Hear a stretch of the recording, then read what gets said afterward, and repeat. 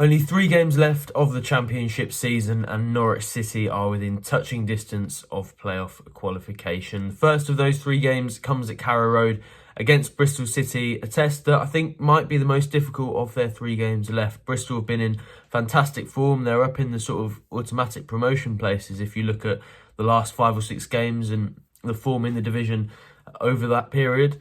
Norwich are also up there, so it should be quite a high quality contest. Here on Tactics Board, I'm going to take you through how I expect the game to pan out tactically, the 11 that I think David Wagner will choose for the game, and give you a little bit of detail on Bristol City and where Norwich will need to be at their best to combat them. So without further ado, here's the 11 I think David Wagner will choose for the game.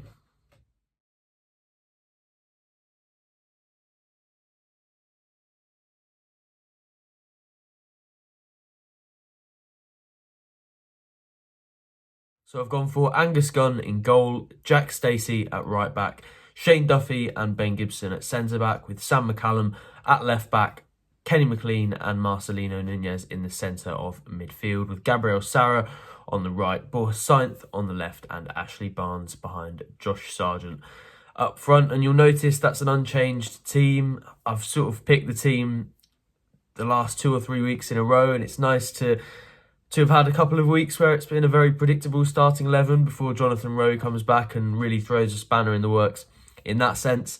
But yeah, I don't see any changes, and I'm going to just quickly discuss a couple of the areas where I suppose there is a debate to be had. One of them is at centre-back, with Jakob Sorensen now back in the mix and back in training, having recovered from his injury that he sustained at Leicester. And he was the player that was in that team and didn't look like he was going to come out of it unless he sustained an injury. Then he did that. Shane Duffy came back in and actually has put in some excellent defensive performances, and we know how much Wagner likes Duffy. I'm going to come on to Bristol City in a little bit, but basically the gist of what they do is that it's a little bit more defensive now than it was when Liam Manning first arrived at the club.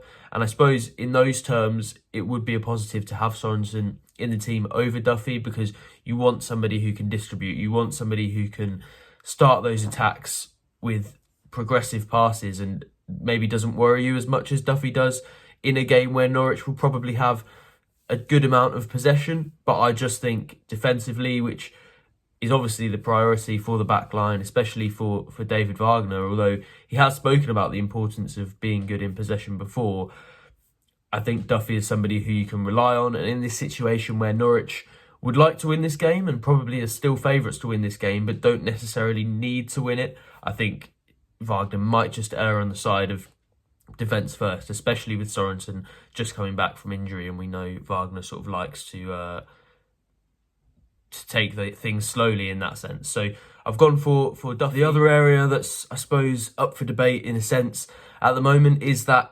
attacking quartet, and maybe even incorporating Marcelino Nunez into that. A lot of different people are looking into the ways that Jonathan Rowe could get into that team, and a lot of fans are sort of debating that.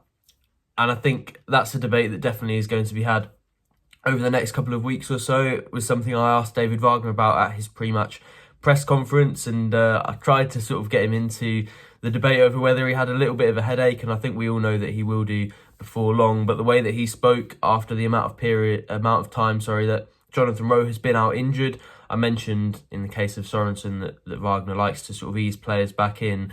That was with Sorensen, who's been out for 3 or 4 weeks, let alone Jonathan Rowe, who is a very key player and has been out for, I think, more than 2 months. So you do get the sense that Wagner is going to build Rowe into it a little bit slower. I don't think he'll start against Bristol City. In fact, Wagner pretty much said that he wouldn't. So it looks like we'll see him coming off the bench, and this is a debate we'll have to delay until next week. But with Christian Fasnacht coming back into contention after the birth of his daughter, congratulations to him and his family, of course, as well.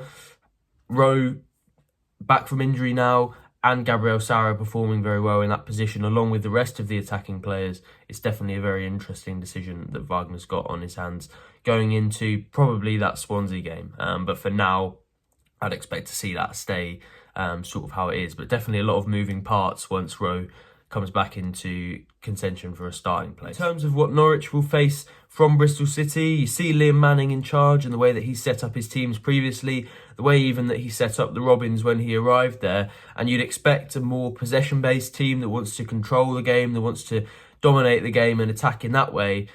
But Manning has sort of gone away from that a little bit in sort of the second half of his reign at Bristol City, and that's actually what's seen them get a good amount of success. I think at the start of his tenure, they did try that sort of slow build-up play, but they maybe didn't have the players to quickly move it through there, and they didn't have the players to take on the complex movement patterns that required. So they've gone slightly more defensive. They'll absorb more pressure from Norwich than maybe they would have done had they come to Carrow Road earlier in the season, but that doesn't mean that they're not dangerous. They're not necessarily as direct a team as you often see in the Championship when teams sort of go defence first. They are a counter-attacking team, but they're still a more sort of pacey passing one than a direct lump it forward one, because they simply don't have the strikers really to do that. Conway has been sort of their most dangerous attacker this season, scored in the FA Cup famously earlier in the season to beat West Ham, and was a real threat going in behind against Norwich. I think he's a player whose finishing can still improve, but he'll give Duffy and Gibson, if they are the ones that start, the sort of test they don't really like. So in that sense, you can see where the worry might come for Norwich. Those balls going in behind their centre-backs, and Ben Gibson and Shane Duffy having to face their own goal and beat a young striker for pace at times.